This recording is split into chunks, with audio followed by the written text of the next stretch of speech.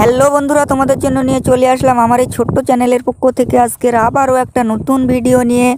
আজকের ভিডিওটা হলো দুটি বিষয় নিয়ে। একটি বিষয় হলো তোমাদের মোবাইলে কিভাবে তোমরা ডেভেলপার অপশানটি চালু করবে, আর একটা বিষয় হলো কিভাবে তোমরা তোমাদের মোবাইলে ডিপি বাড়াবে কিংবা কমাবে একদম সহজভাবে। এই দুটো বিষয় নিয়ে আজকের ভিডিও। আর বেশি কথা না বাড়িয়ে চলো মূল ভিডিওটা শুরু করি।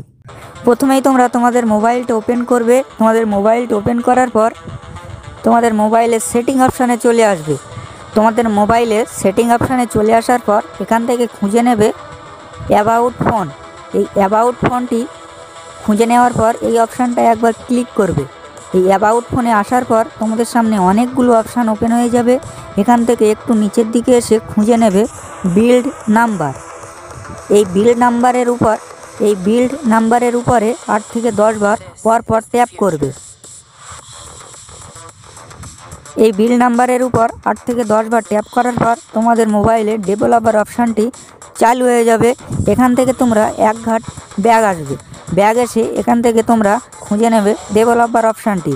এখান থেকে যদি না পাও তাহলে তোমাদের মোবাইলে দেখবে অ্যাডিশনাল সেটিং বলে আরেকটি অপশান আছে। ওই অ্যাডিশনাল সেটিংয়ে একবার ক্লিক করবে। তারপরে এখানে ঠিকই তোমাদের ডেভেলপার অপশানটি দেখা যাবে। এখান থেকে খুঁজে নেবে ডেভেলপার অপশানটি।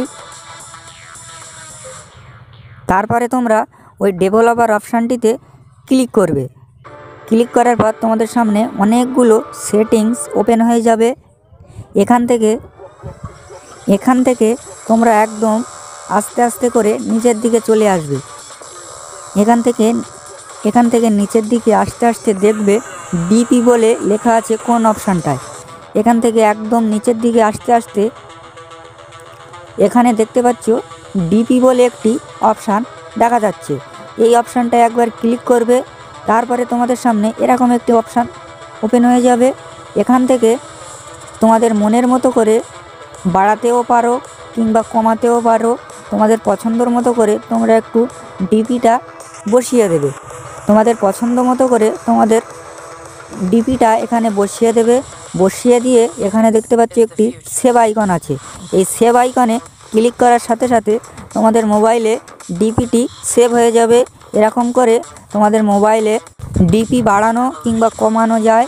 ভিডিওটা দেখে যদি একটু উপকারিতা হয় প্লিজ বন্ধুরা একটা সাবস্ক্রাইব করে আমার এই ছোট্ট চ্যানেলের পাশে থাকবে।